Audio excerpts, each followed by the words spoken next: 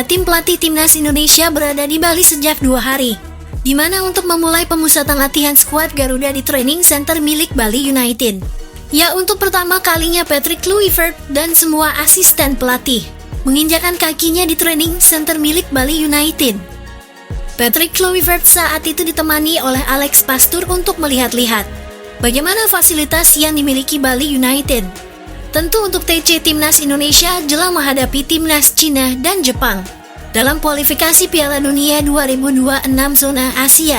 Ya, sepanjang perjalanan saat melakukan kunjungan, sang pelatih Patrick Kluivert memuji lahan seluas 30 hektar tersebut. Patrick Kluivert benar-benar takjub dengan fasilitas yang dimiliki oleh klub Bali United tersebut. Menurutnya ini benar-benar gila dan sangat indah sekali. Tidak ada tempat yang lebih indah dari ini, ucap Patrick Kluivert mengutip dari situs resmi Bali United.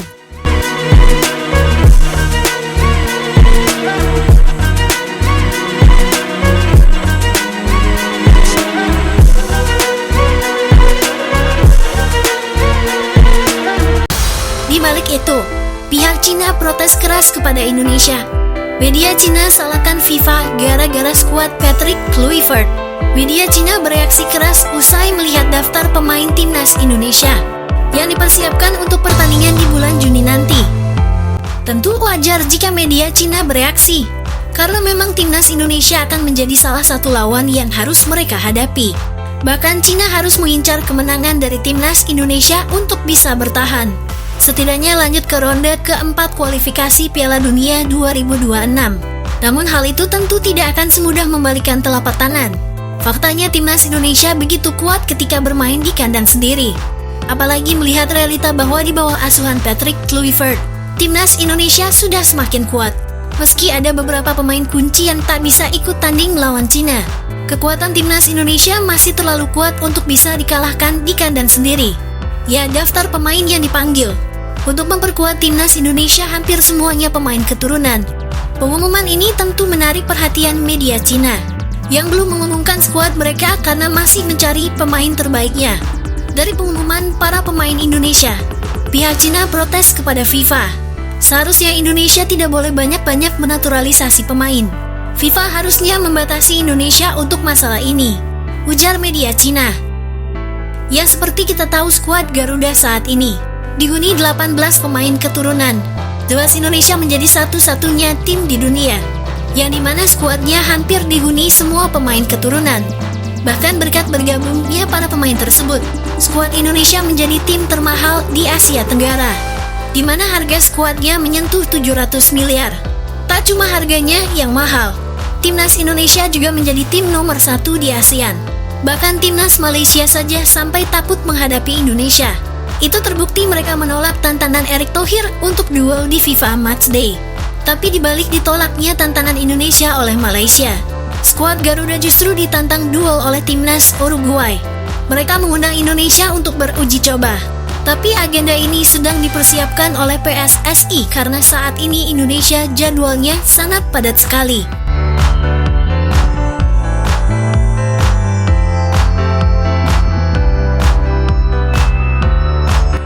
Ya, di sisi lain, pelatih Cina sekarang merasa realistis untuk bisa mengalahkan timnas Indonesia.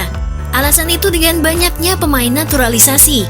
Cina sendiri juga melakukan naturalisasi pemain, tetapi tidak sebanyak dan tidak sebagus kualitasnya seperti timnas Indonesia. Karena menilai mustahil untuk mengalahkan timnas Indonesia, pelatih Cina pun pasrah dan menyebut mereka akan berakhir di dasar klasemen.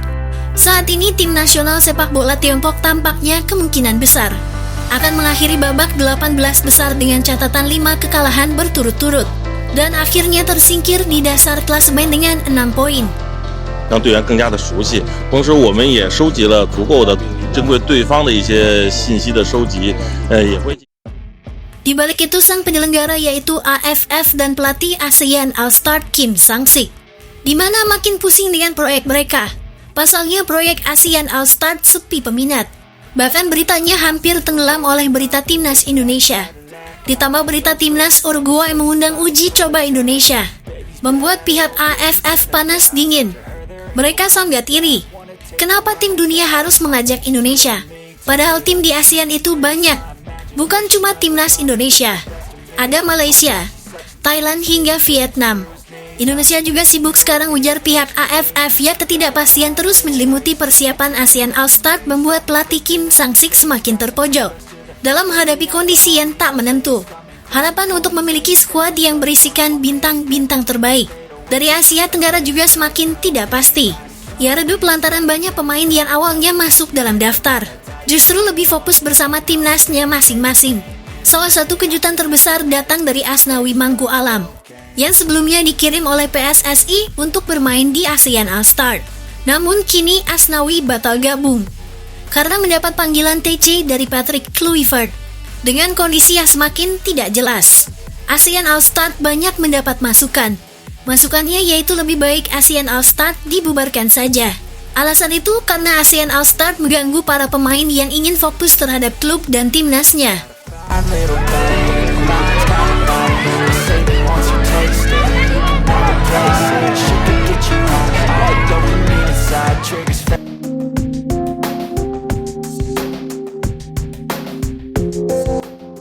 Ya, ini adalah daftar 32 nama pemain yang dipanggil Kluivert ke timnas Indonesia untuk mengikuti pemusatan latihan dalam rangka babak kualifikasi Piala Dunia tahun 2026. Yang pertama perlu digarisbawahi, ini masih training center. Tentu dari 32 nama pemain yang dipanggil nanti akan ada beberapa nama yang tersisih sebelum masuk ke skuad final. Kita tunggu saja dinamikanya. Kemudian yang kedua, saat Garuda Polling dipublikasikan, kita kerap menemukan perbedaan pandangan antara sebagian pecinta sepak bola Indonesia dengan pelatih kepala. Mau itu timnas dilatih Sintayong ataupun Patrick Kluivert. Misal, kenapa bukan pemain A yang dipanggil? Kok malah pemain B yang dipanggil? Kenapa bukan pemain yang sedang gacor bersama klubnya yang dipanggil ke timnas Indonesia? Dan sampai titik Garuda Polling terbaru ini dipublikasikan, hal tersebut kita temui juga. Kenapa Nathan Ju Aon dipanggil? Kenapa Vanulili Ivali dipanggil? Kenapa bukan pemain-pemain yang berasal dari klub juara Liga Indonesia yang dipanggil? Admin bukan mempersalahkan teman-teman. Ya, tetapi itulah yang terjadi dinamika saat Garuda Polling dipublikasikan. Banyak pendapat dari sebagian pecinta sepak bola Indonesia kita dalam konteks pemanggilan pemain. Mau dipanggil A, B, ataupun pemain C, itu hak sepenuhnya dari pelatih kepala. Kita ambil contoh di akhir masa pelatih STY di timnas. Vano Lillipali sudah tidak masuk lagi radar dari STY. Vano Lillipali di kompetisi domestik bersama Borneo kala itu. Data statistiknya sangat amat mempesona. Dan tak sedikit pecinta sepak bola Indonesia pun kagum karena penampilan kerennya di Liga 1. Vano bisa balik nih, bisa dipanggil lagi oleh pelatih Sintayong, ujar netizen kala itu. Tapi apa daya, keputusan sudah ditentukan oleh Sintayong. Vano Lillipali meski bermain cemerlang di Liga, namun tidak dipanggil saat itu. Dan sekarang pergantian pelatih terjadi. Vano Lillipali yang sebelumnya tidak masuk lagi radar timnas, kini masuk lagi ke radarnya Patrick Kluivert. Nah, artinya dalam hal tersebut ada perbedaan pandangan pelatih, dan itu normal di dunia sepak bola. Andai teman-teman yang nonton video ini jadi pelatih, juga pasti punya pandangan sendiri. Ah, aku mau panggil pemain A, aku mau panggil pemain B, dan yaitu yang normal-normal saja.